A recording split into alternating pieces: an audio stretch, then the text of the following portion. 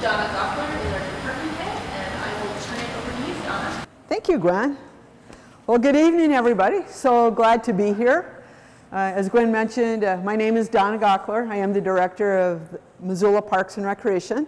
I actually have been in Missoula since 1991. Came out here like a lot of other people.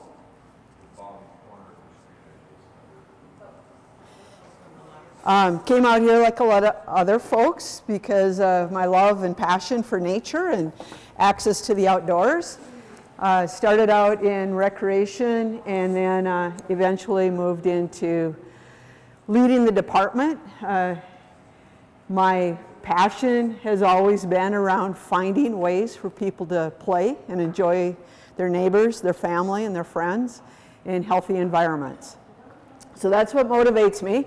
I do have a degree in Parks and Recreation Administration with an emphasis on municipal parks and rec. And so there is actually a degree for what I do. I fell into it myself, and I've actually been working in some way, somehow in the area of parks or recreation since I was about 14 years old. So I took some side routes in architecture and in horticulture, and you put all those things together and play a lot, and you end up with Parks and Rec. So here I am. I wanted to thank you for taking the time you're taking to participate in this program. Government is super complex, but what we get from it is so meaningful to our lives, and hopefully I can share a little bit about that and why it's so complex. I think we all work so hard to make it right that, you know, we got a lot of fingers in it, and that's a good thing. You've probably heard this over and over, and I just wanted to point out the vision is an inclusive city where all people can celebrate meaningful, purposeful, fulfilling lives, offering unparalleled recreation, culture, and entrepreneurial opportunities. And I wanted to point that out because in Missoula, parks and recreation is considered pretty darn essential. It's not that way in every community. This is the mission statement that was created by the Parks and Recreation Board. It's a 7-member advisory board. And Parks and Rec provides places, programs, services essential to our quality of life, reflecting community values, foster a sense of place, develop and preserve infrastructure and lands critical to supporting community health. And a lot of you are probably familiar with fostering a sense of place because we often identify with those surrounding mountains like Dean Stone or the Clark Fork River, Bitterroot, or our parks. You know, if you look at a list of real estate listings, or if you're explaining to your friends how to find you, it's not uncommon that we identify ourselves by our neighborhoods, which are identified by our parks. This was kind of fun for me to see. It came out of growth policy public meetings. What a surprise. People in Missoula love natural areas and outdoor recreation, community involvement, a sense of place, the fact that we're walkable, family friendliness, and then they even listed Parks and Rec along with the downtown, the university. And so we feel very humbled and honored to be such a big, important part of our community's lives, members of our community. Major goal areas for the city: organizational excellence. We can't deliver you good services if we don't value our employees and make sure they have the knowledge, education, and technology, and training to serve you. Economic health, safety and wellness, community design and livability, environmental quality, and then justice, equity, diversity, and inclusion. And I'll talk a little bit more about these as we go through the presentation. Getting back to Parks and Recreation, how does it fit? When I started in my profession, even my family members asked if I worked year-round. They were used to knowing me as a sports coach. And what I love about parks, I grew up in a small town in North Dakota in agriculture. So I've always had a passion for the outdoors, growing things, and then you already heard about people. But what we do as a parks department is we're really thoughtful about the environment. A lot of what parks does is about keeping our air and water quality clean. So all those trees are like our lungs. All that soil that we manage is like the filtration system that keeps our air and water and blood running clean. And then when it comes to programs, if you think about parks, it's in our parks where people meet each other. You think about the farmers markets, the out to lunch, the Bonner Band concerts, the sports events, the festivals, or how many people, you think about this, I walk in the neighborhood I live in, and how often do we get to know our neighbor's dog, even by name, and then we get to know the kids, and then maybe a few months down the road we actually ask each other's names. And it's those interactions in parks, on trails, and on our sidewalks that we build safe neighborhoods, because now we know each other and we care about each other. And so that built environment is really, really important. I thought this was really interesting. Our wellness is only determined 20% of that by the healthcare industry. The rest of it comes from everything else we do, a lot of it based in the community we live in, and of course the households we grow up in. So that's pretty important. So the social determinants of health are built and natural environment, the opportunities we provide our residents, the making of a safe place to live has a lot to do with our health, how long we will live, and what that quality of life will be. So I mentioned social. I often share with our staff that when we're thinking about parks and doing the things of cleaning restrooms and painting things and fixing things, mowing, what we have to remember is those are places where families first teach your kids to bike. Maybe it's the very first opportunity to learn to swim. We see folks have their first date in the park. And we sometimes see families who have been separated, and that's where they exchange their kids. And sometimes we see people who don't have housing. But it is our community's living room. It is often our community's kitchen, and it's certainly the place where our community comes together to celebrate, to protest, to mourn, and to renew. And that's what those places provide, and that has a lot to do about the sense of belonging. So if you think about a park, yes, I can probably tell your gender, and I can kind of see the color of your skin and maybe your age, but we don't know about disability, we don't know about beliefs, we don't know about economics, socioeconomics, and so parks are one of those places where everybody is welcome. And of course, we have much more work to do to make sure everybody feels like they belong. We also do play a role in the economy of our community. We're very aware that a great park system can cause gentrification. We're also very aware that good quality facilities maintain or increase the value of your properties if you own property. So there's that balance. We know that by having conservation lands and open spaces on hillsides is actually a good thing, because it costs more to deliver services in the mountains that are sparsely populated and to protect from fire, police, deliver water, and provide sewer systems. So great place for open space. And by having us live in the valley more densely, we're able to have things like transit and schools that become more affordable. Not only that, but economically, if you think about your health, anytime we can prevent a worse cause, it's less money than reacting. It costs far less to put a kid in programs than to put a kid in an institution or an adult in a jail. So we do everything we can, and it's also good for businesses to recruit. Climate benefits, I've mentioned some of those. Most folks are haven't really thought about all the riparian areas. If you think of all the rivers, all of the ponds, even the irrigation ditches, you'll often find parks upon those. The soils that we have, we've been doing a lot more understanding soil And for those of you who are scientists, you know this, but the quality of our soil has a lot to do with the quality of our water and our ability to sequester carbon.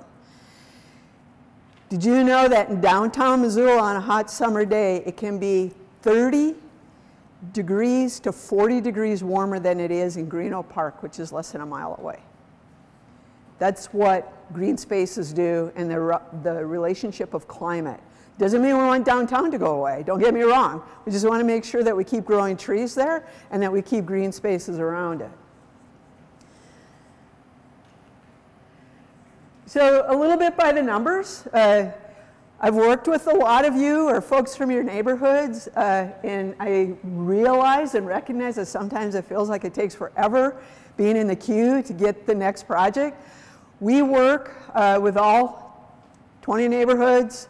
We work with dozens and dozens of user groups, HOAs, and different agencies and associations, and people want to invest in their parks. There's 55 developed parks. There's 5,000 acres of conservation lands with 75 miles of natural surface trails. There's over 30,000 urban trees with just 70% of the urban forest counted, assessed. We remove over 50 miles of snow on sidewalks and commuter trails. And we have 2 aquatic facilities that receive over 140,000 unique visits each year. Currents is really awesome because it's climate controlled, and it's one of the spaces where you will frequently find that every ADA site, parking site, is full. And I really like that. We have 7,500 after-school participants days and over 12,000 summer camp participant days. Parks and Recreation has become one of the largest child care providers, albeit non-licensed, in the Valley. We've lost a lot of child care centers through the pandemic, and it's one of the greatest crises right now to business and to our economy and to households. And a lot of you probably know, but families, as soon as they know they're pregnant, they get themselves on waiting lists and hope that by the time that kid is several months old, that they have a place for their child. And so we're working hard on those things. We've given out over $100,000 in scholarships, and that seems to be growing. So we really focus on equity and access to programs, meeting people where they're at. And what do we mean by that? For some folks, it's economics. For some folks, it's technology. For some folks, it's knowing. And for some, it's adaptive equipment and many, many other things. We really focus on direct services to our residents, trying to listen. Deferred maintenance is probably one of the biggest issues with any government entity. The systems are failing, and when budgets are tight, we tend to defer maintenance to provide the immediate services, and so that's always a challenge. Comprehensive planning efforts, I'll talk a little bit more about PROST, which stands for Park, Recreation, Open Space, and Trails, not a toast in Germany. And we really have been focusing on employee recruitment. For example, last year and through much of the pandemic, we've been short 30% of our labor staff. And so if you think about any business being short 30% of their employees, last year at Splash, Montana, we ended up having to post signs occasionally that says, "Thank you so much for your patience. We're sorry for the line. If you want the lines to be shorter, would you please consider applying inside?" And we're doing our best to keep up with all of the demands. As you know, Missoula became a pandemic destination, and we are definitely predicted to be a climate destination. So planning ahead. So how do we do it? Really important to us are surveys, statistically valid surveys, along with different kinds of surveys. We hold a lot of focus groups. We meet with a lot of stakeholders. We gather the information. We assess the facilities with you. We host the program, or we do the park design, like with neighborhood park designs, the neighborhood designs the park. with our facilitation. And then we do our best to listen and empower, and then to come back and reflect. So even with a recreation program, we ask the participants what they got out of it, what we could do to be better. We think it's really, really important to hear from you, because this system, this park system, these programs and services are yours, first and foremost. Without you, we don't need to be here. And so it's all about you. Question we like to ask ourselves as Park and Rec professionals is, do those served grow as persons? Do they, while being served, become healthier, wiser, freer, more autonomous, more likely themselves to become servants? And what is the effect on the least privileged in society? We want to be really thoughtful about that. So we organized the Parks Department into sort of 4 functional work teams. And we work back and forth all of the time. We have 54 positions. And right now, because we're moving into summer, we have a whole lot of vacancies.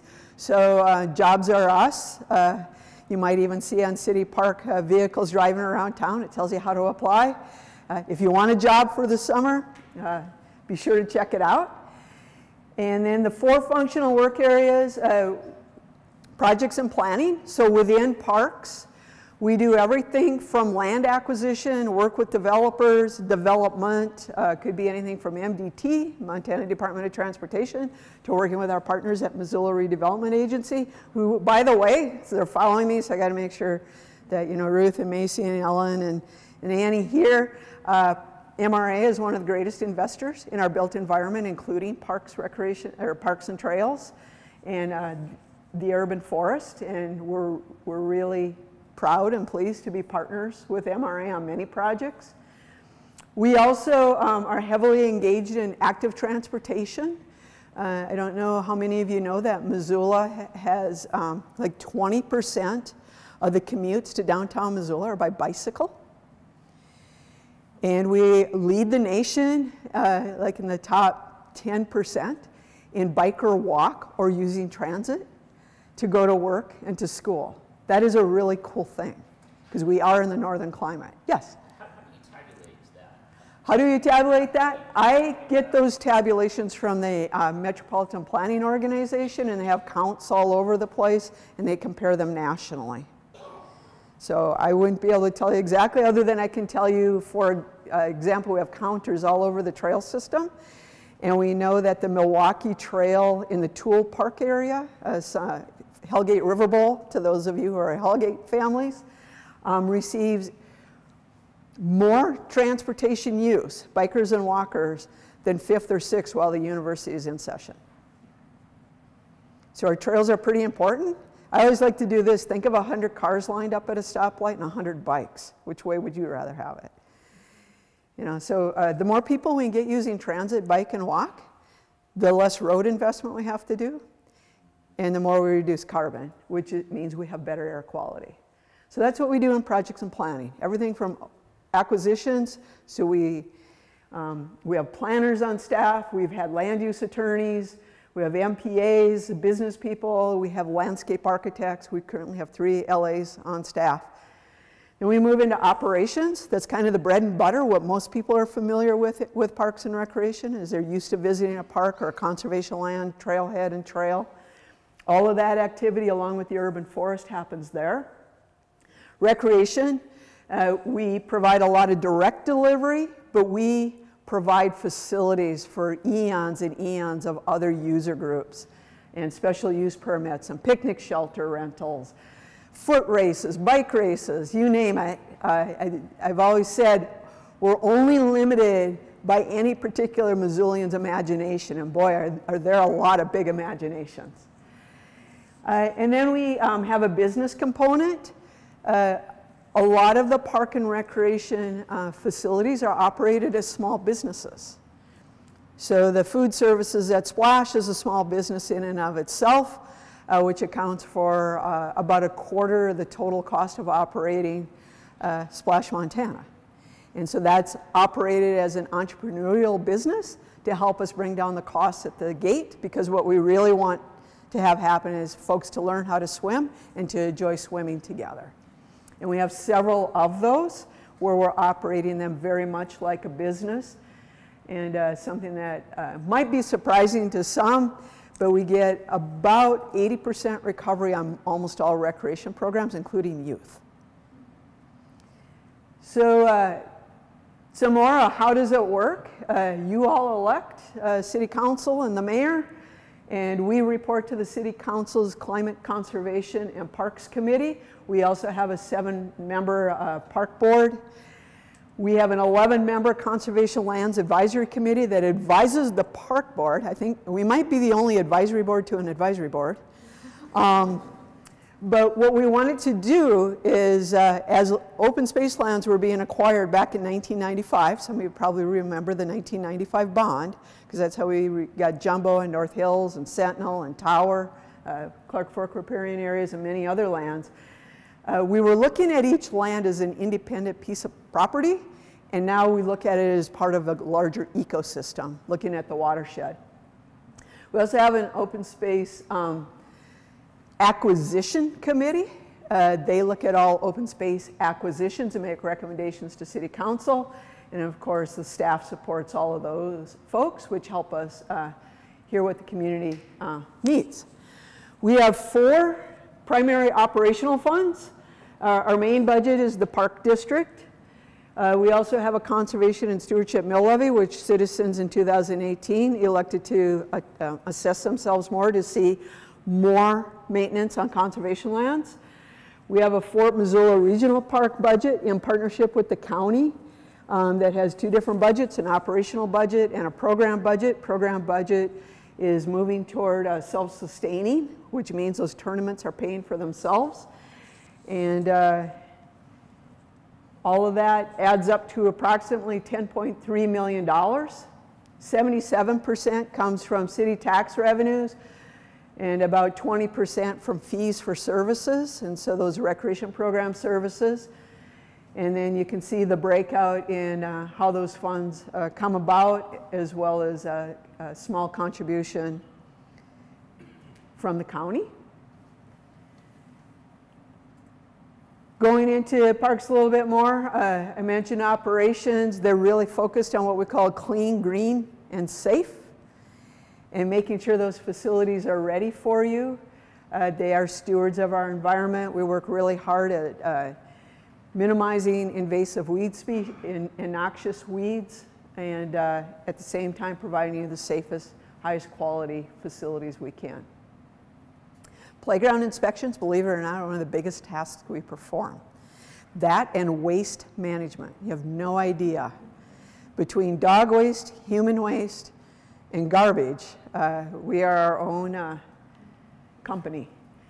Aquatics Recreation in Fort Missoula. Fort Missoula Regional Park has been absolute insanity as it relates to sports. On any given day, on a weekend in June, there can be thousands and thousands of people in that park at the same time. That's been really, really good for our businesses in Missoula. And I've already talked about after-school programming. We have a special program I want to bring to your attention at Lowell School. We provide wraparound services at Lowell School. What that means is we have staff there all day long, including at lunch hour, all the way till the kids go home, some of them as late as 5:30 or 6.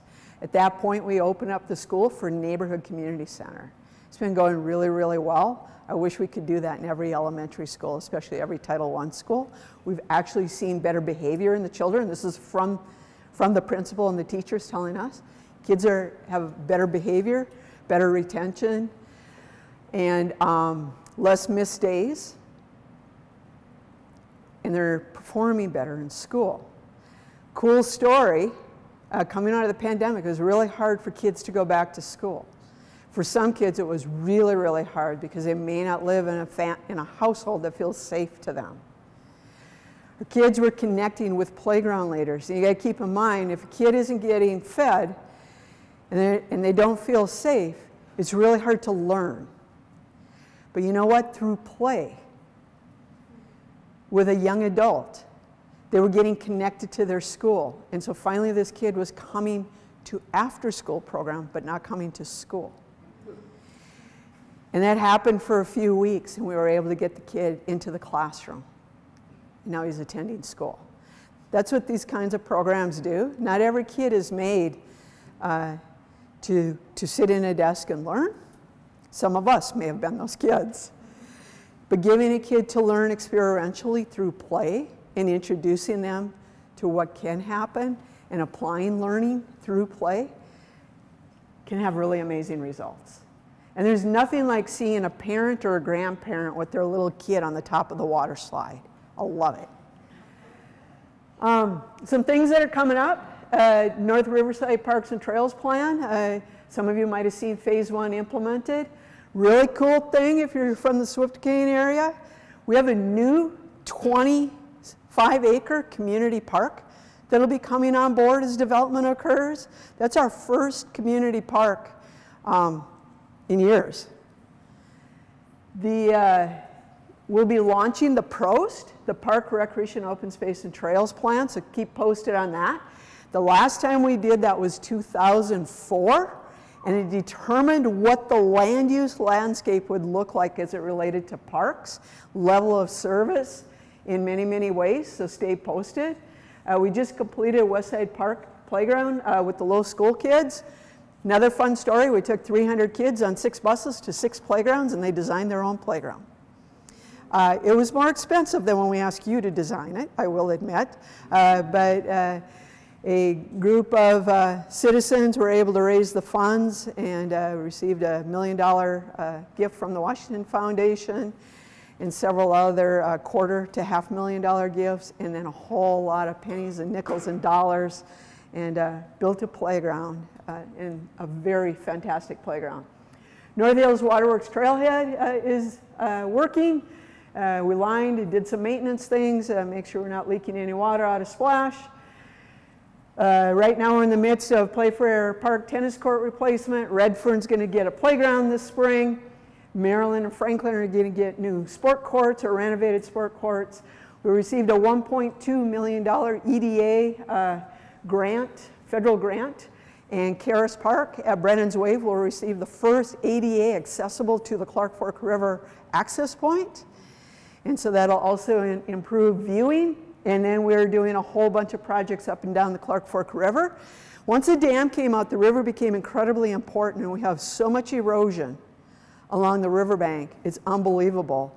And so what we'll be doing is working to harden access sites for humans and their dogs and their boats, and then restore with vegetation the rest of the bank so we can maintain the water quality in the fishery. And so we're trying to keep that balance of people and critters and landscape. We can get you a handout, and I know Colleen will get you a copy of this. This is kind of a background in the open space bond. A lot of times people want to know what happened, and the first open space bond was actually passed in 1980. It's what got us some of the riverfront, and the most recent one was in 2018. PROS plan, again, I want to keep you updated. Hope you will participate. We'll be letting the RFQ, request for qualifications and proposals, out in April. We will be looking for a citizens advisory group. We will be doing some real deep outreach to folks who don't have the time, the discretionary time, may not feel like they have the say. And so you'll hear more from us on that. This plan will really determine what happens with Parks and Recreation and the services you receive and the lands that are protected for the next 15 years. Couldn't do any of this without the community. We have a huge Partners in Parks program. Lots and lots of volunteers. Many of them you may be in this room. We work with folks all over the place. We have a Share the Fun program. We build new parks. We plant trees with Trees for Missoula. We get $1.3 million in kind and cash donations, 8,000 volunteer hours. We do have a license plate, so I'm unashamed to advertise that. This helps fund our scholarship. So if you're looking for a license plate, I encourage you to get the Monty Dolak Zoo City plate. Help us build scholarships and give those in need help. And we make scholarships available to everybody, and we make sure we don't turn anybody away. These are just a handful of the partners. So because of the kind of work we do, we partner with all of the different local, county, state, and federal land agencies, as well as most of the nonprofits in the realm of health. So it could be anywhere from things like Invest Health and United Way to Garden City Harvest. Priorities to close here, making sure we're directing services to our residents, keeping safe, well-maintained parks. We employ a program called CEPTED. A lot of you have heard me talk about CEPTED before. It stands for Crime Prevention through Environmental Design. The best thing we can do is design great parks that have great surveillance and cause people to want to engage in the behaviors that those parks were designed for. And that's what actually keeps a park safe. So if you're considering putting an opaque wall up, I'm going to ask you to reconsider, because it's a fact that you can see on the other side of the wall that actually keeps it safe. Planning for the future, and then applying the lens of climate resiliency, equity and access. Remember, everything we do has an impact on housing, positive or negative. And so how do we have the most positives? Together, all of us, making a better place, a better experience, greater opportunities. Thank you.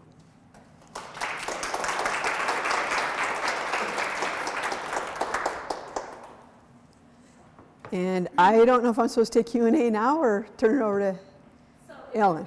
Questions, and I also did want to introduce Amber Sherrill is right here. She is our city councilor who is the chair of our Climate Conservation and Parks Committee that Parks and Rec, of course, along with a lot of other things, comes under. So if there's policy questions, Amber is here, and if there's questions for Donna, and how's our time frame? I think we're doing good. All right. But yeah, I love hearing you present, like, first of all, and it just makes you look at our parks in a new light to really appreciate them and how it is not. Otherwise, we also have Missoula Redevelopment Agency to present tonight. Are there any questions for parks? Oh, here you go. Do you want me to just go? So we'll just kind of weave through. Go ahead. I understand you have on camping trips, Yes, some, yes. and some of those trips are for like 3 nights or 4 days. Some, yeah. Mm-hmm. So when you have an employee go with these children, you come are they on the clock 24 hours? No, they actually get a relief, and so we follow all the federal and state Department of Labor and federal wage and hour laws, and so we have to assure that they get time off during that day and have sufficient number of staff to do that. And then we charge the participant accordingly to cover all the costs. So that's great to see. Yeah. Those, amazingly, are some of our most popular programs. Even though they have some of the higher prices. So earlier I mentioned we do have some what I call entrepreneurial programs. So there's a whole gamut of pricing structures out there, and the programs that cost more are usually helping to fund the programs that cost less, so everybody can play. Thank you. You bet. What do you find are some of the biggest challenges to recruiting? You said it said what, 4 full-time people you're missing, and in the part-time during the summer it's 30% or something. We haven't always had that problem. There's a variety of things. For one thing, right now it's an employees market. There's an employee shortage, and I'm not an economist, but it's been complicated by the pandemic, the aging of baby boomers, and the pandemic hastened their retirement very, very fast. We always knew there would be a glut. Ever since I started my job, I was warned that there was going to be a glut when the baby boomers retired. It just happened really quickly.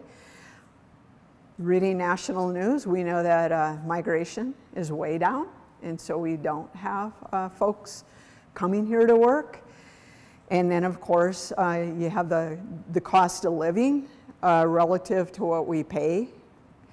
And the scenery tax doesn't quite cover the difference anymore. And admittedly, we have some employees on our payroll that are still considered homeless. And so all those things together, it's competitive. We are competing with every other business in Missoula. And it's, for some, it's hard work.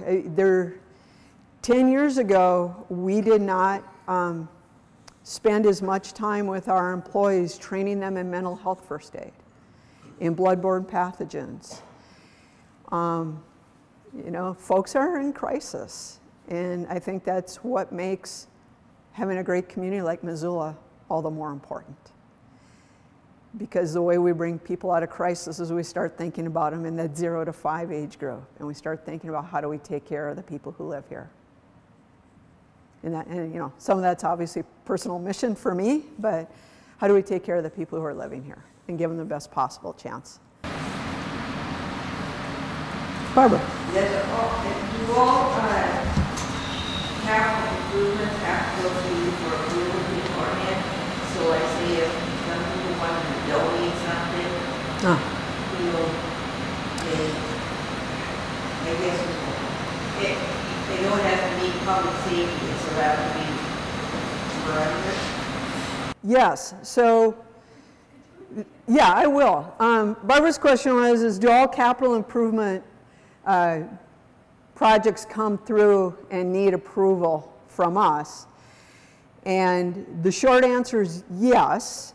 So a capital improvement project defined by the city is anything that costs more than $5,000 and lasts more than 5 years. So that's pretty low threshold. More importantly, when we write grants, because this is the second part of your question too, or we receive donations, we look at what does that mean long term. So a donation or a grant isn't always the most effective way to deliver a service depending on what the criteria, the demands are back. And so yes, we have to approve all of those donations or all of those requests for capital improvements. And not only do we look at them, but we will make a recommendation because it's actually the city council who makes all those decisions.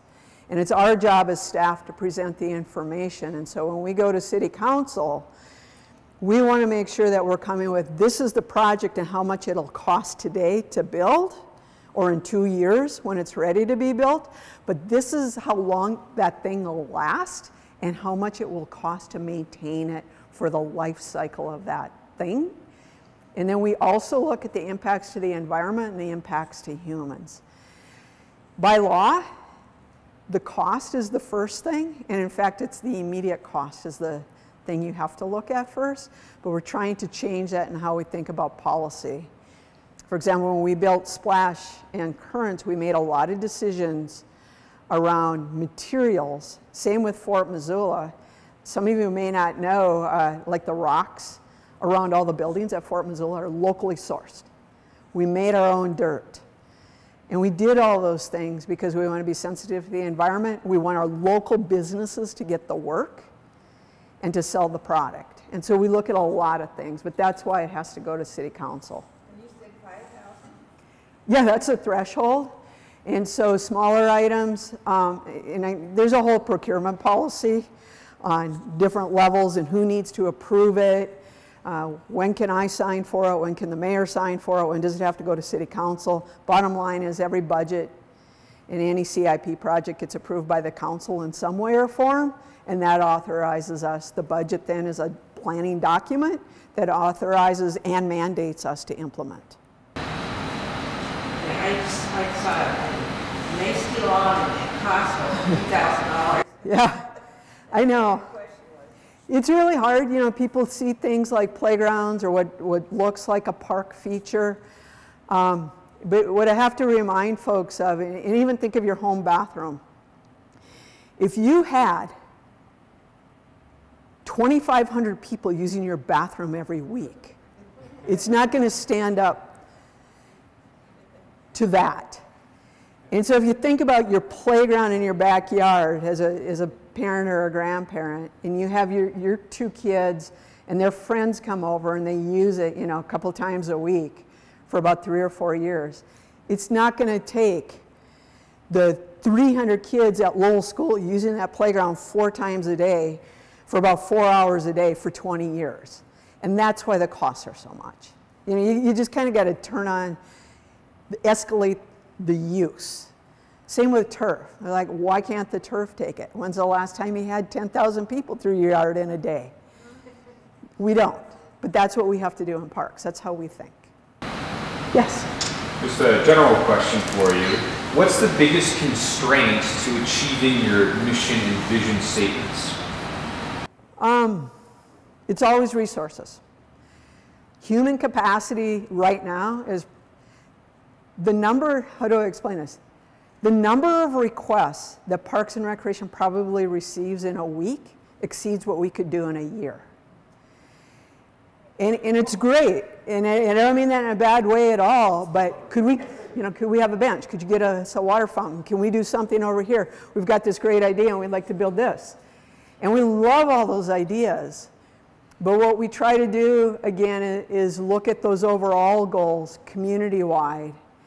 And then we try to empower neighborhood residents or user groups to help make their vision a reality for the rest of the community.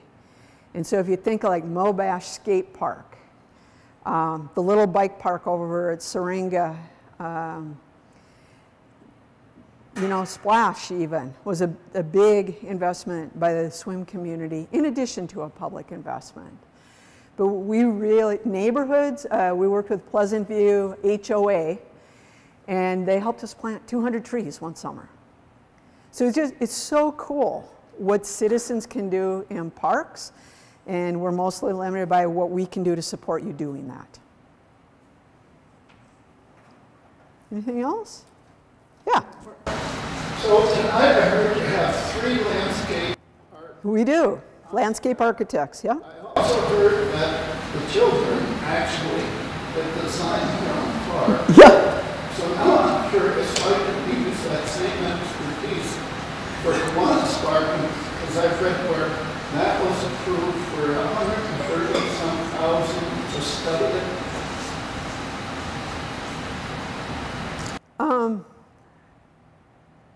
I don't know about the study.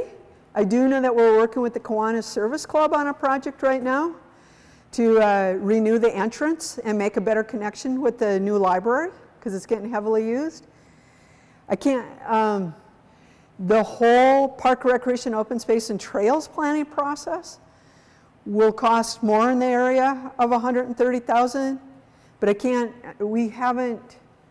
can't think of a planning process that wasn't community-wide that cost that much. Yeah, if you can show me what it is, I might be able to put it in better context, but with Kiwanis. This happened last fall. I think the park board approved it, and the city council did. Okay, let me think about, I can't think of anything where we spent $130,000 on planning for a neighborhood park recently, but I'll keep thinking. Thank you. Yes. That was a good presentation. Thank you. Any other questions? Yes. Probably for the city council, what is happening with that Marshall Mountain? Is that in the survey stage? Not buying it yet, I hope. So Marshall Mountain is currently under lease and still owned by an LLC Izzy Dog. It was acquired to give local governments, city and county, an opportunity to preserve the land. The benefit of preserving it, and I get if you don't live near it or haven't visited it, you might not like the idea, but the benefit is, remember I mentioned that we were a pandemic destination? We've exceeded all of our growth estimates pre-pandemic. We're expecting it to grow even faster if climate continues to do what it is. So if we want to continue to experience what we do currently on our parks and open space conservation lands, we're going to need more land to do that. What Marshall Mountain does for us that, say, Mount Jumbo can't, so take a hill and another bigger hill, is Mount Jumbo was set aside as a preserve for habitat and wildlife. We can't build and have thousands of people bike racing on it, hiking on it. And in fact, so that's one piece. The other piece is on April 2nd, we'll have a registration for summer camp programs. We currently are only able to meet about 60% of the people who want to take a program because we don't have anywhere, we can't distribute the bodies enough. And we don't have enough staff. Right now we have 70 summer camp counselors. To use Forest Service land, all the forest lands in our area are closed to permitting. So our youth groups, even whoever they are, MOLA, some of you probably have had kids through the Missoula Outdoor Learning, Montana Natural History Center, probably had kids in that. We can't get permits to federal lands. They're taken, they're gone. Marshall Mountain's going to be that release point. So I'm not a crazy mountain biker, not a backcountry skier, but it's a beautiful place to hike. If you've not been there, I encourage you to do it. It has amazing views. And what it does is it increases our capacity as our population grows. So that's why the City Council and the Board of County Commissioners will look at it really closely. It's more of a county thing than the city? It's a total partnership, county and city, because it serves the confluence communities, right? Bonner, Clinton, Riverside, partly up the Blackfoot and the Clark Fork, as well as Missoula. Thank you. Yes, great question. Okay. Thank you so much for coming tonight. You bet.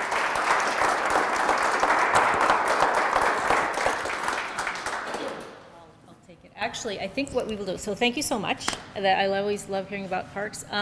Let's take a 5 to 10 minute break. There are snacks, there's restrooms, there's a water fountain then, and then after that we will do Missoula Redevelopment Agency. So take a walk around. I'm going to put that. Oh, there we go. So we are going to have a presentation by the Missoula Redevelopment Agency, which I think we have a robust redevelopment agency compared to some of the other cities in Montana. It's a common program, but a little different in every single town or city. I always go back to the fact that in my opinion, we're an underfunded state and an underfunded city. And this is one tool that we have that really helps us invest in the long term in Missoula, which is something not to be neglected, that investment. It's very, very important work. And it's complicated. It's a complicated formula. It's long-term visioning, long-term strategy, and sometimes that gets lost in translation, I think. So having a comprehensive presentation tonight is a really great opportunity. I did want to introduce Heidi West. I think she ran back up. Okay, you can all wave and be like, Heidi. Heidi West is our chair of Housing, Community Redevelopment, that committee, and MRA falls under that committee along with a lot of other interesting things. So I'm going to let our MRA folks introduce themselves. Alrighty, and we have our department chair is in the back here, Ellen Buchanan. And I'll let you guys introduce yourselves because you're going to do a better job than I. Alright, thanks. And oh, here comes Heidi.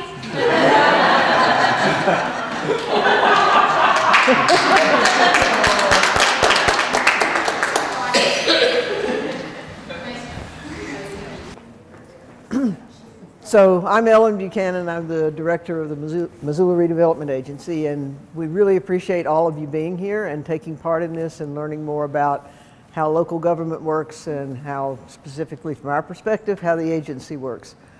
I'm going to turn this over to Ruth Reineking, who is on the MRA board, and Annie Gorski, who's the deputy director. Macy is here to keep us out of trouble and make sure the technology works.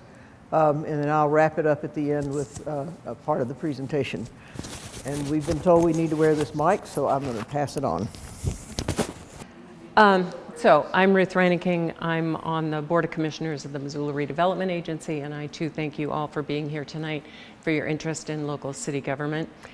I'm going to talk a little bit about the organization itself and how it operates and give you a board perspective on it, and then I'll turn it over to our Deputy Director, Annie Gorski, to talk about the urban renewal districts.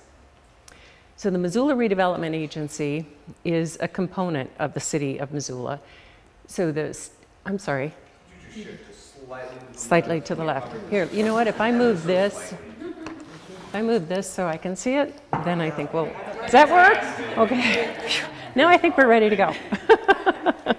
So the staff of the Missoula Redevelopment Agency, for example, are city employees, but all of the MRA funding is through tax increment revenue. It does not come from the general fund. There's a five-member board of commissioners. We are appointed by the mayor, ratified by the city council for 4-year terms that are staggered. And we're all volunteers. We don't get paid. We meet monthly or as needed if something comes up. The actions that we take are authorized under state statute. All of them are approved by the board, except that the city council has to approve creation or modification of the various urban renewal districts. They have to approve the urban renewal plan for each district, any land acquisition, issuance of debt, or our annual budget.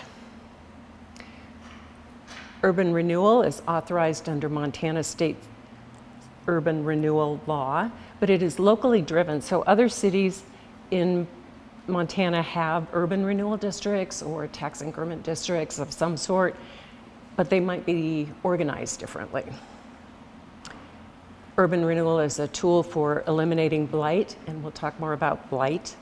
It's a tool for improving neighborhoods and improving the infrastructure in those neighborhoods.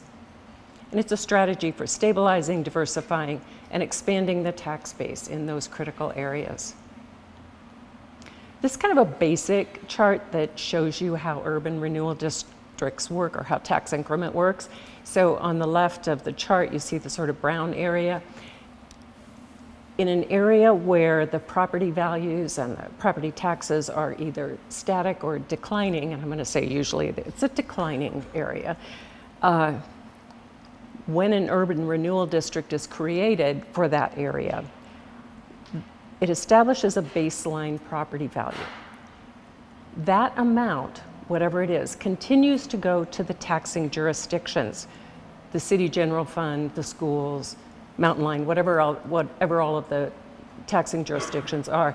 They continue to get that. And the good thing is, if you actually look at this, is that they don't get less than they got before. So the stabilization sort of happens immediately. But then as we invest in those urban renewal areas, the amount of property taxes go up, and that's what funds us. That's what funds many of the, well, all of the public improvements that we make in the urban renewal district. And then at the, I'm sorry, at the end of the life of that urban renewal district, because it is limited, all of that money then goes to the taxing jurisdictions. It doesn't happen like in a nice smooth curve like that necessarily, as you can see. This is just a few of the urban renewal districts, URD 2, URD 3, which is basically the Brook Street corridor, and the Riverfront Triangle. So you can see, especially I think with the green that's the Riverfront Triangle, that when it started in like FY 10 or 11, was it 13? There's hardly any new property taxes generated, but over the last few years it has risen, and I can tell you that it will continue to rise. So how an urban renewal district is created, the request can actually come from different ways. It can come from the citizens in that declining district. It can come from city council, MRA staff or board, other city departments. The city council then directs the staff to do a study of blight as it's defined in the state statute. The city council approves that finding of blight and authorizes the creation of an urban renewal plan, which guides the development of the district and identifies urban renewal projects for that district. The property owners, of course, are notified. The planning board make sure that the urban renewal plan for redevelopment is in conformance with the city growth policy and other strategic plans. The City Council acts on approval of the urban renewal plan at a public hearing. And the district and the plan are submitted to the Department of Revenue for certification of the district and the taxable values. Our projects do align with the urban renewal plan and with the City of Missoula strategic plans, including safety and wellness, community design and livability, environmental quality, economic health, organizational excellence. And I want to talk a little bit about how the board takes action and what our priorities and criteria are. Okay, so economic stimulus, we look for a 1 to 10 public to private investment. Now that's a guideline, $1 public dollar for $10 of private investment. We may deviate from that if there's a compelling public benefit. Tax generation, I mean, that's what pays for it all, right?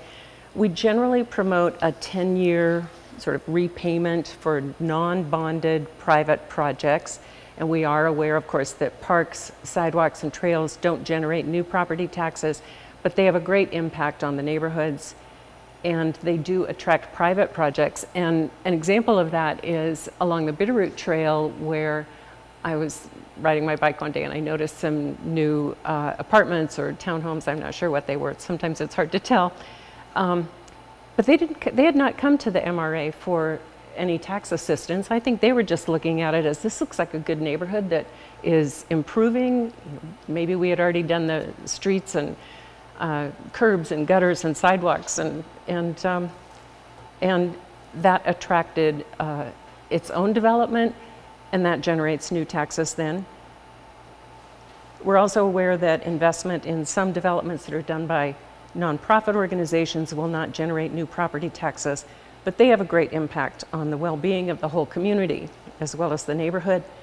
Examples being Helping Homeward with their apartments in the Sawmill District, or the small homes on Montana Street.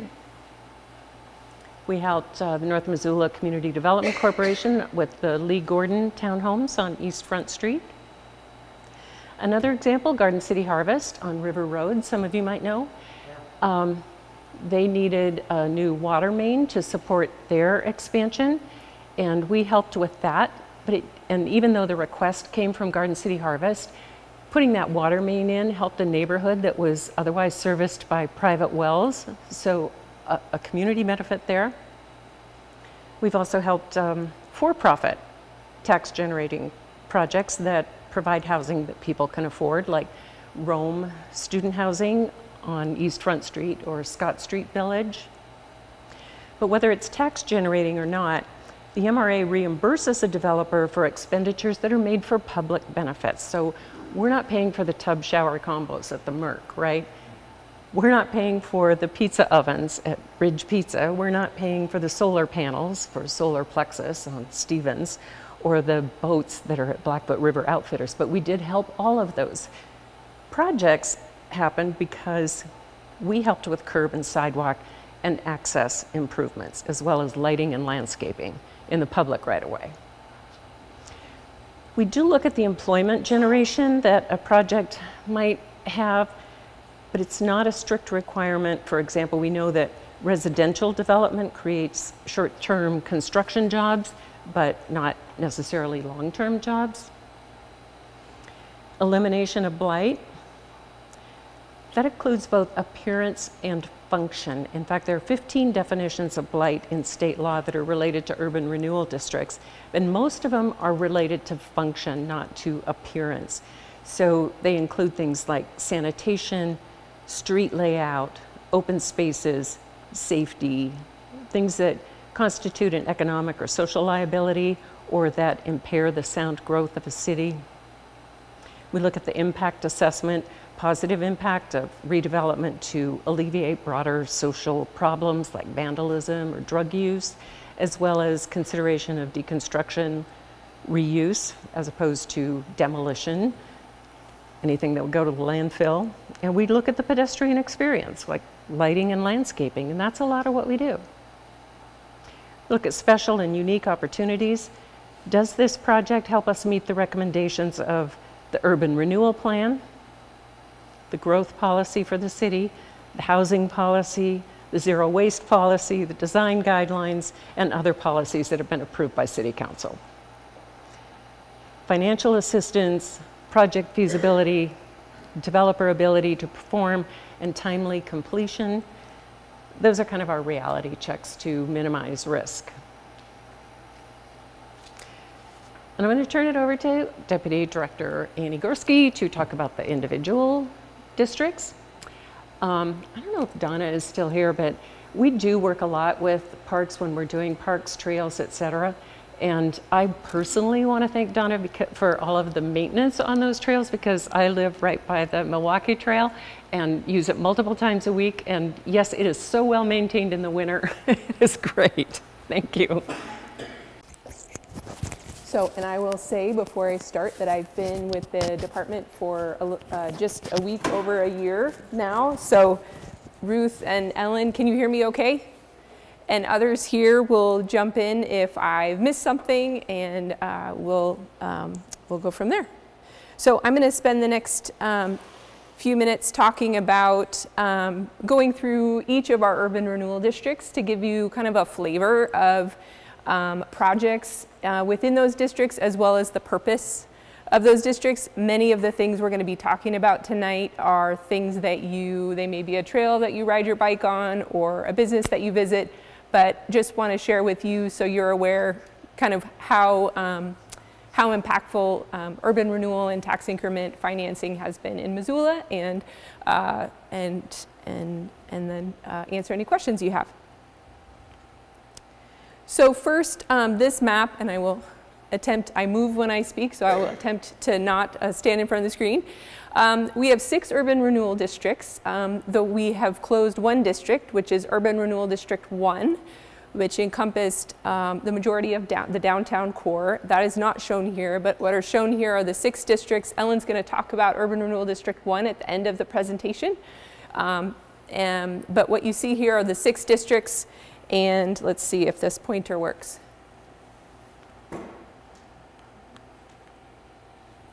No? Okay. All right, well, can you see the colors? So I'm going to walk through each of these districts, essentially 6 districts, each with a unique purpose and goals, and we will go from there. So the first one I'm going to start with is Urban Renewal District 2. So this encompasses portion of Silver Park, the Broadway and Russell Street corridors, as well as, down to about 3rd Street, and then that finger there up to, that includes just north of Toole Avenue. So the budget in this urban renewal district for the fiscal year is $4.3 million. This district sunsets or closes in 2031. State statute defines or outlines how long a district can be opened. And I will just say before I jump in, you'll hear me say the word district and URD, or Urban Renewal District, interchangeably, or you may see that on the slide. URD stands for Urban Renewal District. So this one is expected to close in 2031. So we are really focused for the next 8 years on projects that will accomplish the goals of this district. You can see there the boundary encompasses several wards as well within the city. So in terms of priorities and current focus in this district, as I said, we are quite focused given the 8-year time frame. Many of the projects that I'm going to speak about tonight are projects that have been years in the making. Initially we develop a plan, which in this case is our Urban Renewal District Plan. with community input. That guides the priorities in that plan, and that plan is adopted by City Council. And then we typically, in those districts where they've been, where conditions change over time, we may go back and do, a master plan on a focused area within that district, or in this case, the strategic exit plan, which guides kind of those priorities for the next 8 years. So again, priorities include, you'll see housing in each of these districts. Housing is a big priority and has been for, since the agency was created in 1978, even more so now given the needs in our community.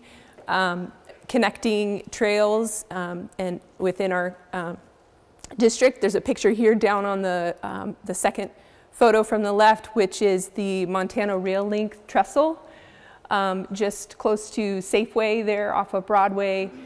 And we are currently undergoing a study to evaluate feasibility of converting that for bicycle and pedestrian use. That would be a temporary use, such that if the rail line ever decides in the future that it needs to be used for rail, that could be removed. The other current focus includes redevelopment, targeted redevelopment and acquisition. One of those properties there is the Sleepy Inn Motel, or former motel, that was used for a non-congregate shelter during the pandemic. The building has been vacant since that use ended in early 2022 or late 2021, and has just continued to decline. The building is in pretty rough shape, and we've been advised by our realtor that the property will be more marketable to sell with those buildings down. There's asbestos and lead paint and other environmental issues, so the property was just listed for sale this week. Because that's in public ownership, we have the opportunity to require some public benefits with that sale, which again would ultimately go to City Council for approval. So we will know more here in the next few weeks in terms of interest in that property, but hope to see something there that aligns with the priorities in the West Broadway master plan. It could be housing, it could be mixed use, it could be neighborhood, commercial uses. That other photo to the right is obviously of the riverbank, another big focus, which we are working with Parks on, and Donna mentioned briefly in her presentation, is river and riverbank improvements. So this includes missing trail connections, as well as some bank stabilization and other work along the riverfront. So in terms of major completed projects, if you're really interested in this, you can go to our website and access what we call the master project list, which is a many page Excel spreadsheet. We're just going to share with you tonight some highlights. There are many other, dozens and hundreds, I should say, of completed projects that are not, we're not going to highlight tonight. In terms of completed projects, urban renewal or tax increment financing has helped to leverage significant housing development. Just showing the slide, or the projects listed here on this slide at the Sawmill District, Corso Apartments, and those listed below, I think I tabulated we're close to 1,200 units of housing just with those, and that includes Trinity Apartments, which is not yet open or soon to open, which will include supportive services for the community. The way the state statute was written until recently was that our involvement in housing development was if it was in private ownership or nonprofit ownership, was largely in the public infrastructure surrounding the site. So that's how we've been able to leverage and support new housing. There's been some recent change in state statute. Well, and I should back up and say the other piece is we've been allowed to invest in publicly owned housing. So I'll share an example of that here in a minute. And that statute has recently changed, where we are actually working to understand how we can use this new language in state statute, but believe we can invest directly in bricks and mortar of housing and impact fees and other ways in terms if the housing is privately owned. So hope that that tool can be expanded upon in terms of our use of TIF. We've also, in this district, invested in planning, as I mentioned, as well as public facilities. This photo here is of the police station on Catlin Avenue. This is a photo, or several photos, highlighting the old sawmill district. This new neighborhood on a former mill site has taken years of planning and prep to realize. The property was vacant for more than 20 years before redevelopment began and involved many partnerships, including US EPA, Environmental Protection Agency, Montana DEQ, Department of Environmental Quality, the City of Missoula, neighborhood groups, and more. The tax increment financing and brownfields funding were used to clean up the site and invest in public infrastructure. And that number is, that investment, public investment to date is just around $14 million and has leveraged $200 million in private investment. And there is more development here planned as part of this site. And then in terms of annual property tax revenue, this property wasn't generating much, if any, previously in its vacant state, and now we estimate that investment, or that annual revenue, is closer to $2 or $3 million. Cognizant, formerly ATG, has recently located, and this building here at the top right. So this area has also become a major employment hub. I'm going to shift now to Urban Renewal District 3, which includes a portion of Midtown. This is the largest district that we have currently, and is bound by, or I would say the spine of the district includes the rail line there through the, the western portion of the site, and Brook Street down the center, the eastern portion. Our budget this year in this district was right around $14 million, and this district sunsets in 2040. So in terms of plan priorities and current focus, again, you will see housing. We are focused on master plan. We're a contributor to the Midtown funding of the Midtown Master Plan, which is focused on envisioning the future of this area. The boundary for that study is much larger than our urban renewal district, but that is a major focus, and believe we'll have some recommendations from the consultant this spring or summer. Another major focus is related to transportation, the Brooks Bus Rapid Transit project. We received a federal grant last year to take this, this project to the next phase of planning. So we are just this week entering into a contract with a consulting firm, HDR, to kick off that next phase of work, which will look at right-of-way needs and other elements that relate to kind of initial design and continuing that feasibility and work to prepare for that project.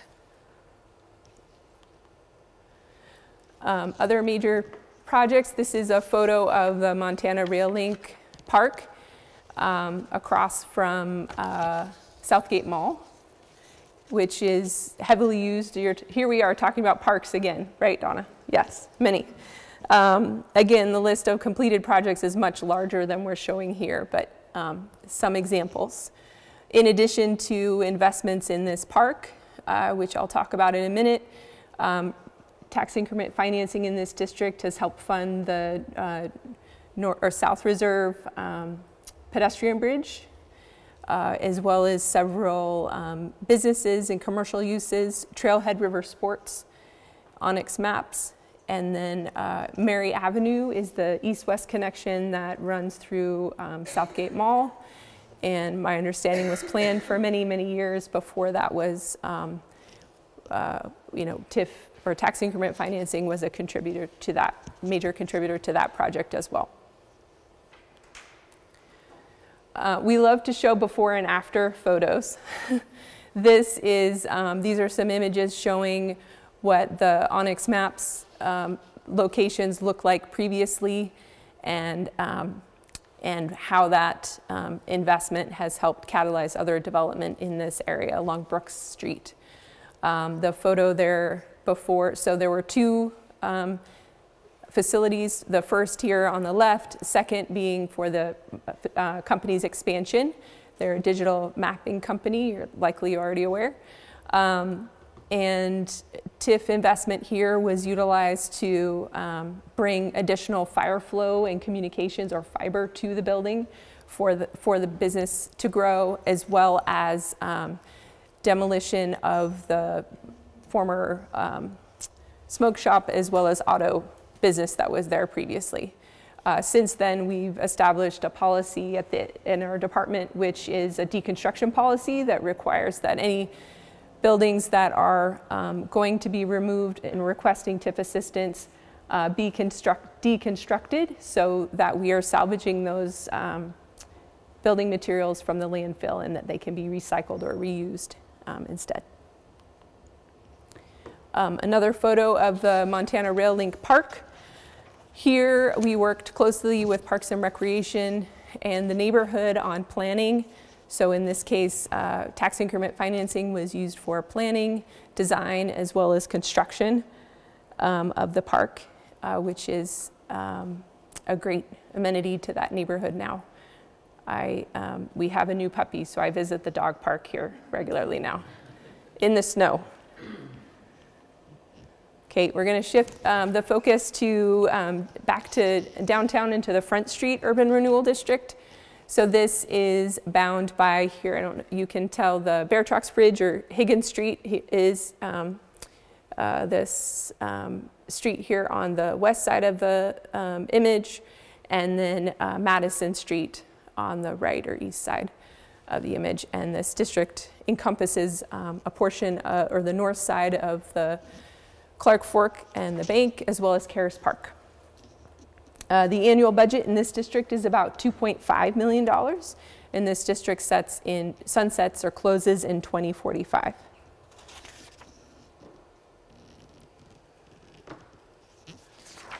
Current focuses, again, you'll see housing, investment in parks, trails, open space, public art.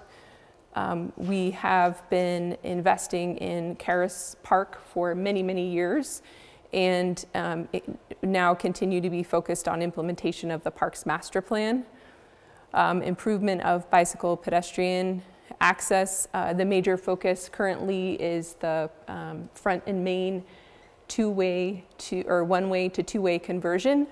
So we have funded the design for that project, and now recently our board approved of a significant match, I believe it was a $1 million match, for a very large federal grant to hopefully secure funding to build that project. So that project touches 3 districts, so that match can come from 3 districts, and if we're successful, that project is likely a couple years away, or likely a year away from knowing, or maybe 9 months away from knowing if we're successful with that. Former library block. So the photo here on the left-hand side is a picture of the former library, which was donated by the Payne family. We have contracted with the Missoula Economic Partnership to start some planning work to identify development interest in that site, and we'll continue that work likely into the spring and summer months.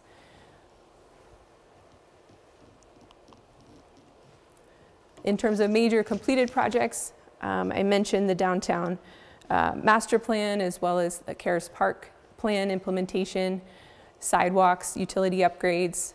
The other one I want to mention here is Rome student housing. I think I heard Donna mention this. This was a project where the building included construction of 2 floors of public parking. So tax increment financing was used to purchase, 1 floor was purchased for public parking to service visitors downtown.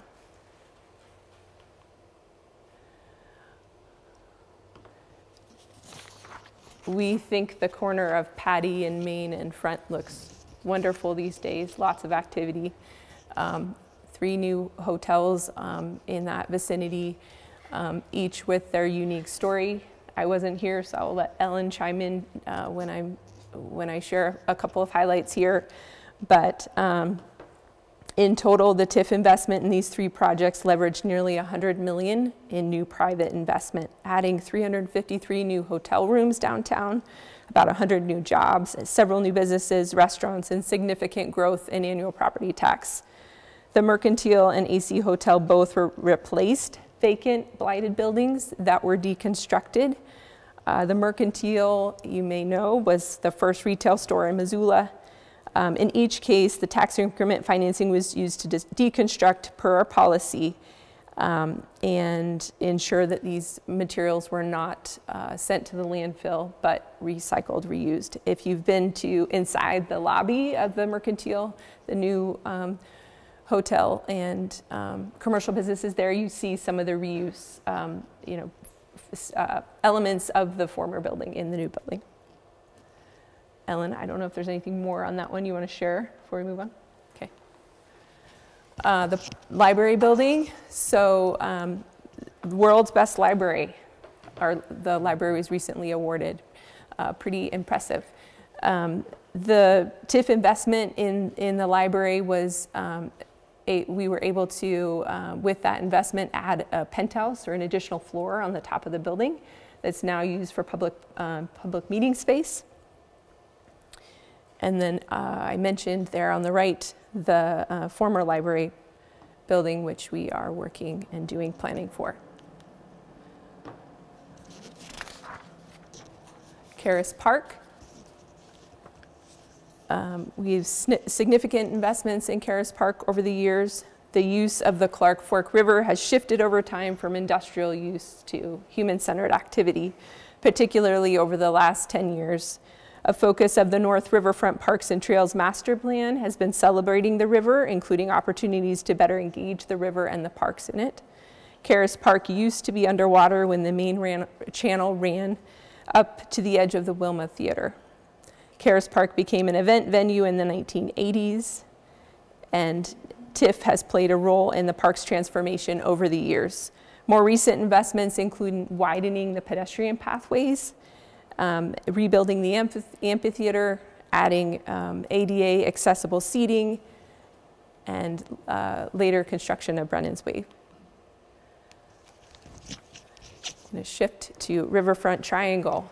So this is, you can see a triangle there, or Y. This urban renewal district was created in 2008 and sunsets in 2043. The budget this year is right around $800,000. The area spans the area from Montana Rail Link Bridge to Woody Street, from Broadway to the river. The main focus in this district is what we refer to as the Riverfront Triangle site, which includes 3 acres of city ownership as well as vacant parcels and private ownership. There have been several development proposals over the years for Riverfront Triangle, the most recent of which was not helped by the global pandemic. There is significant public infrastructure needed for any large development in this area, and the growth of, the revenue for that will likely come from the, whatever is built on the site, future taxable value on the site. So we have to get creative in terms of how we partner with a developer on this site and how we work together to finance those improvements.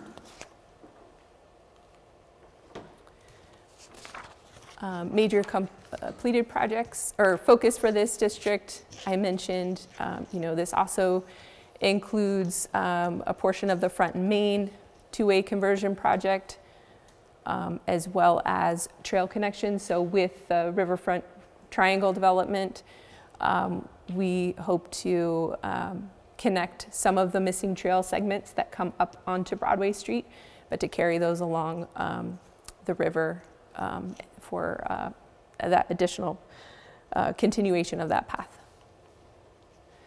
Another major completed project in this district, or one of the major completed projects in this district, is Stockman Bank. The Stockman Bank purchased a former auto parts store, Salvation Army location at the time.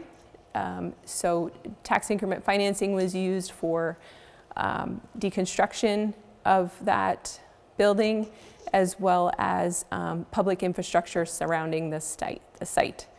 There are currently about 100 employees working within this building, and that, just over right around 1.5 million tax increment investment was leveraged or helped to leverage about 30 million in private investment for the site. Shifting to North Reserve Scott Street, what do you notice about the middle of this district? It's empty. Why do you think it's empty? Because it's contaminated land. And it's in county ownership. Yeah. So there. It's not in county ownership. It's in the county. In the county. In the county. In the county. In the county, you have private businesses in the county. The Tank Farm, the Roseburg Forest Products, and other businesses in that district that are in the county. So the urban renewal district was created around that. In some cases, the tax rate in Montana is different for commercial uses versus residential uses. It's a higher tax rate for commercial uses. So we actually generate more property tax from things like hotels on Reserve Street versus a multifamily housing development. And so in this case, because many of the uses on the east side of the district are residential, and a large focus for the city and the urban renewal district is housing in that area, the increment or revenue generated, property tax revenue generated on the west side is helping to support some of those other goals like housing on the east side. This district the budget in this fiscal year is right around 3.7 million. This district is estimated to sunset in 2045.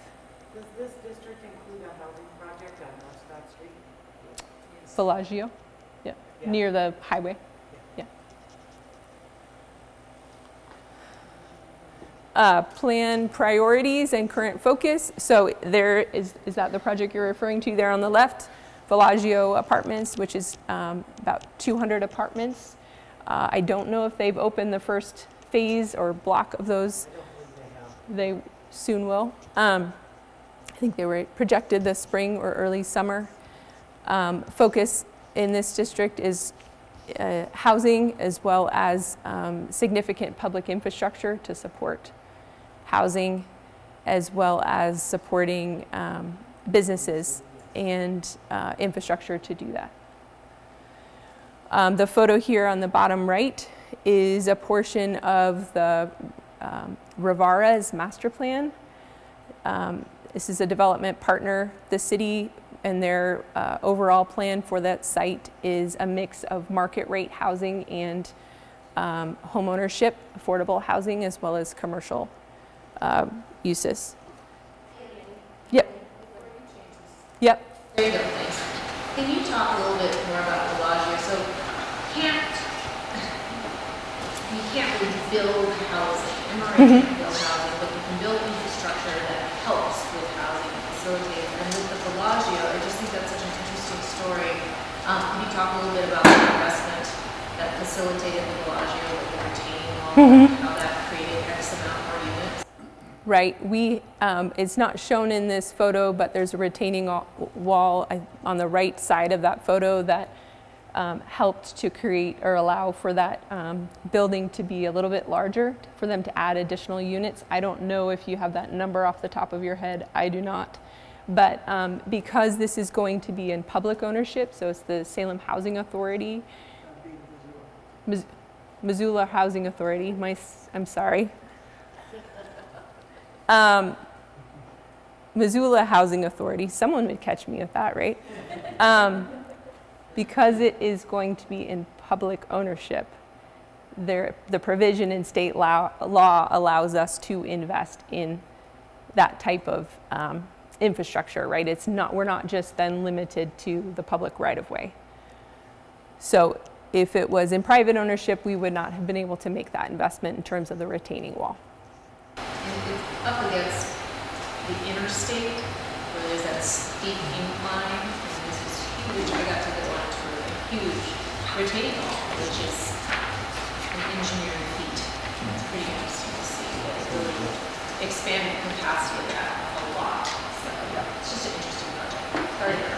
it have underground parking as well? It does. It does, yes. Yeah.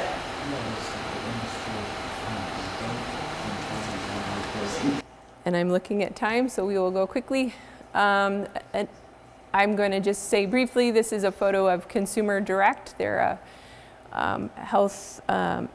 home health provider. Here, again, this is an example of where we were able to invest in public infrastructure to support an expanding business. This is a business and a building that is generating, because of its use, significant property tax revenue that can help flow into other public benefit projects in the district. Another example of housing, this is also in Scott Street near the, not far from the Villaggio apartments. This is a developer, Edgel Builders, who's built 3 phases of homeownership and apartment development in this neighborhood, adding almost 2 phases of 71 unit apartments and some single family homes as well. Oops. Okay, maybe we're done. I think it was like there's a little black screen Did I? on here. There we go. Okay. I will breeze through, we just have a few more slides and I will breeze through these briefly. This is back to the development I mentioned earlier, the rendering on the right, which you saw on the left. So the city, this was all formerly industrial, or mostly formerly industrial land, and the city acquired 19 acres, 9 of which is planned for this development, which will include, as I mentioned, market rate apartments, some homeownership, affordable homeownership through a community land trust in partnership with North Missoula CDC, as well as a daycare, grocery, other neighborhood amenities. So if this is successful, this is a model that the city would like to replicate in other areas of the community. Can I ask a quick question? Yes. Is there any plans for any different transportation on Scott Street? So I live in this neighborhood, and I'm concerned about access from like Cooley and Turner onto Scott with the increase in traffic. So so Public Works just brought an action to City Council focused on, I think, initial design on Scott Street. Do you want to speak? Heidi, you stood up. Do you want to speak more to that? Yeah. We actually just did a walking audit of Scott Street last week because I live on Turner, so I feel the pressure as well. So we just hired a firm to do an initial redesign of that whole area to improve, don't know what that looks like yet, but to improve traffic flow and safety. And then of course, once that design happens, it'll probably be a couple more years till it's built out. It kind of depends on what funding is available, but Well, one of the things that we're also looking at is extending Turner to the west and tying into Burns so that we reroute all that truck traffic that's currently using Scott Street. We reroute it to the west to get to the landfill and to Reserve Street. And that should make a big difference. Right. We don't need any more trucks on Reserve Street. Just think. Well, they don't have to go to Reserve Street. Okay. I live off Reserve. Okay, this is the last urban renewal district, and we're going to talk briefly about urban renewal district 1 if we have time. Hellgate Urban Renewal District, named for Hellgate Canyon, was formed in 2014, estimated to sunset in 2030. The annual budget in this district is just over 2030. The boundary here runs just past Missoula College to the east and Madison Street to the west. Here, some of the examples of priorities in this district include promoting development that complements Missoula College and Montech. Again, similar themes, missing trail connections, public infrastructure to support multimodal access. The Front and Main two-way conversion also touches this district, and we have a partnership I mentioned earlier with Missoula Economic Partnership. Part of that is understanding more about business needs in this district, and if there are business expansions planned or other ways where we can support through public infrastructure. This is a slide talking about housing. So we've talked a lot about housing and how to date our investment has been largely in the public infrastructure to support new housing and in publicly owned housing. We looked at the numbers in terms of our investment since 2018. We've been doing this prior, but we're just looking since 2018. We've invested just over 12 million, and I should say committed, because some of these projects are still in the planning and development phase. 12 million for just 1,196 new housing units, and about 60% of those are income qualified, meaning there is a focus of long-term affordability for those units because of another funding source those projects has, either federal funding, tax credits, or other piece. So I mentioned we're working to understand how to use this new provision in state statute, which says 2 words, workforce housing, in terms of the definition of infrastructure. And so we're wrestling with that, like all cities around the state, and hope that if we can define what workforce housing is for Missoula, we will have a new tool we can use, or an expanded tool, I should say, towards housing. So we're going to shift to ERD2 and communications. Do you still want to do this real quick? Yeah. Okay. Okay. I'll just mention really quick. Okay. Hi, everybody. My name is Macy. I'm the new communications specialist for the Missoula Redevelopment Agency, so I get to work with these wonderful people. And one of the goals that we have of the department is to get out and get to know the community more, help with education and providing more information, trying to be as transparent as we possibly can. And so if you visit our website, or you might see me at the farmers markets or around town at different events, I'm trying my best to keep everything as updated as I possibly can. And we have some materials just up here at the end if you guys would like to grab them, including our recent annual report from this last fiscal year that has a lot of this information that Annie has shared tonight. So I just wanted to mention that really quick.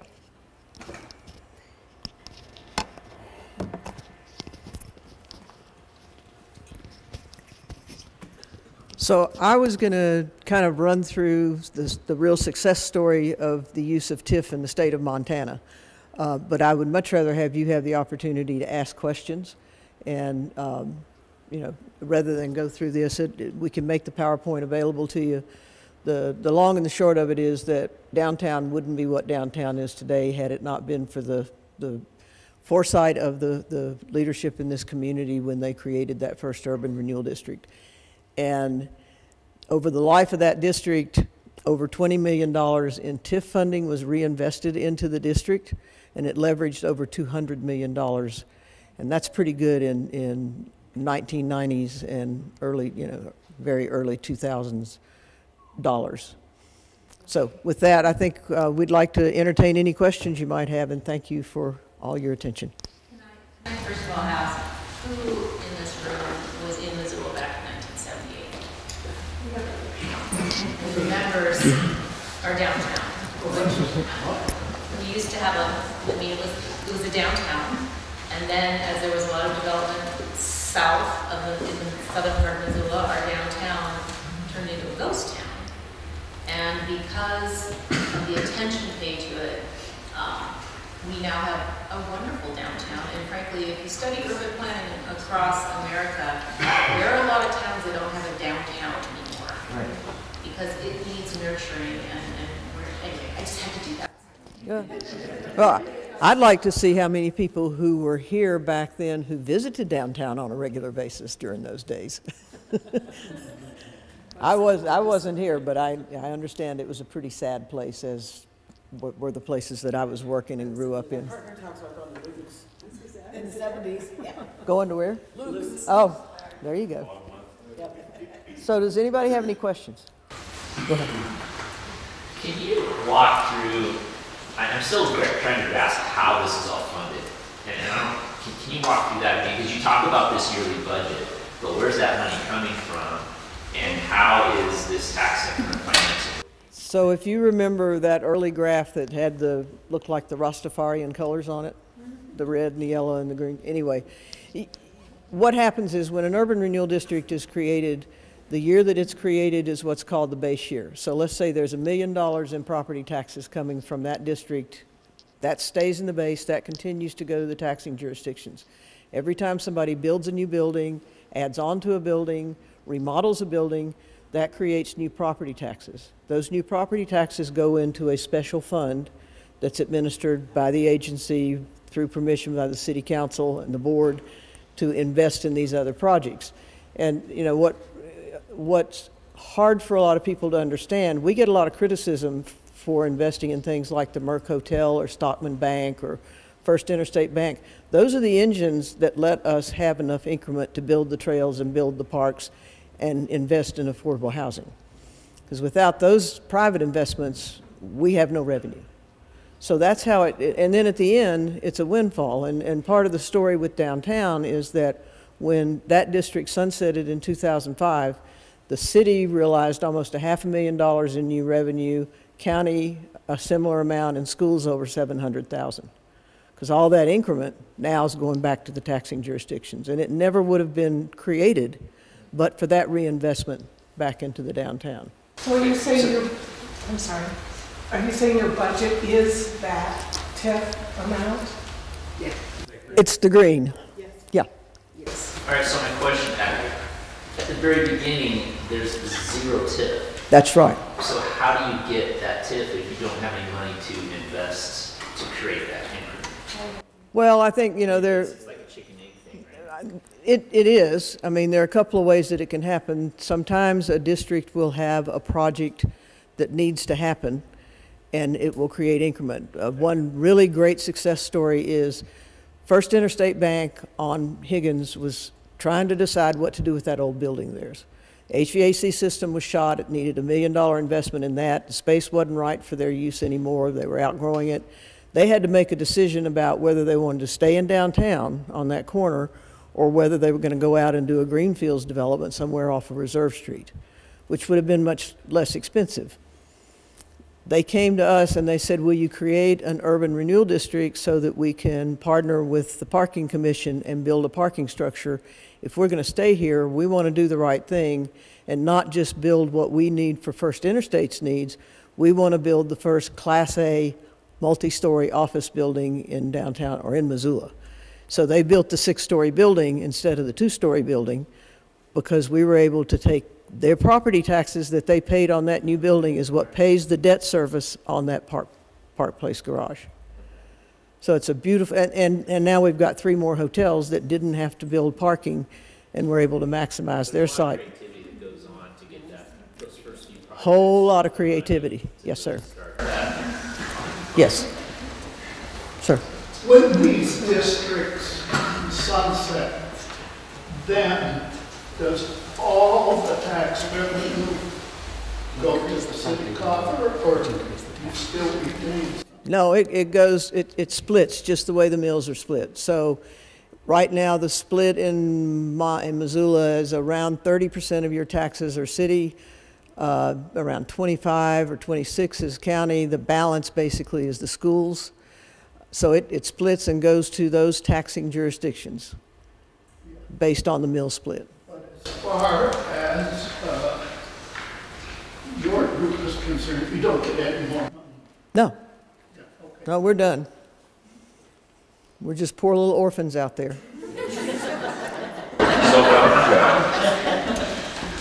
Why is that so my tax bill, it actually has a separate amount for the urban renewal district? I know. I hate this question. It is the hardest question to try to answer. It's the way the county chooses to show the tax increment. Your taxes are exactly what they would be if you were not in an urban renewal district. But what the county does is they take the increment and they just spread it over the district. So the bulk of the increment in downtown, for instance, in the Front Street district, has been created by the Merck and the AC and the 2 banks. But every property in downtown shows us a slice of that increment. And it's just the way it's distributed. But you can take a property identical to yours that's on the other side of the street, outside of a district, and the taxes will be the same. It's only taken me 19 years to be able to articulate that. What determines the sunset date? For some of these you have a set date, and for some of them you say estimated. Yeah, that's because when by law, an urban renewal district has a 15-year lifespan from the day it's created. But if you issue debt within that 15 years, we can issue up to 25-year debt. So the districts that are estimated haven't reached that 15-year threshold and still have the opportunity to issue a bond, which would then extend the life another 25 years. So if you maximize a district, it can be in existence for 40 years, 25 plus 15. And so about half of ours are finite right now, and a couple of them are not. Thank you very much. Sure. Thank you all.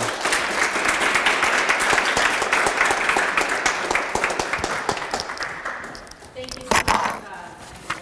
It's really an interesting program. It's complicated, so I'm glad that you had the time to explain it. And this is just the top level. There's a lot that goes on. Next week is our last session.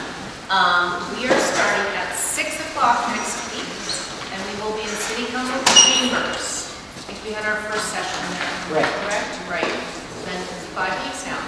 So we're starting earlier. At 6 o'clock, we will have pizza.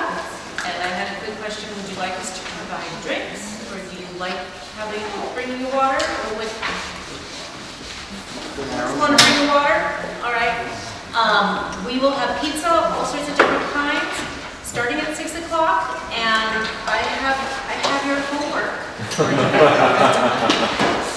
So I spent a lot of time mocking up this is a very simplified budget, okay? And I kind of just, it's very simplified, but I think it shows the tensions, and that's what you get to experience next week. We're going to divide up into groups. So if you're able to read through this a few times, and if you have any questions, shoot me an email. I'm on the city website. We spend about 2 months every summer hearing from every single department, hearing what their new requests are, and there is a proposed budget. And then the second week in August, we get our numbers from the Department of Revenue. And then we know what we have to work with. So you have your first 2 months here, and then you will have your second week in August next week. That's when we're going to tell you what your revenue numbers are that you get to work with. Okay? And you'll be divided up into groups, and you have to come to a consensus. Alrighty? Or at least a majority vote. So, like I said, if you have questions, if something's not clear, shoot me an email. I'm happy to answer it.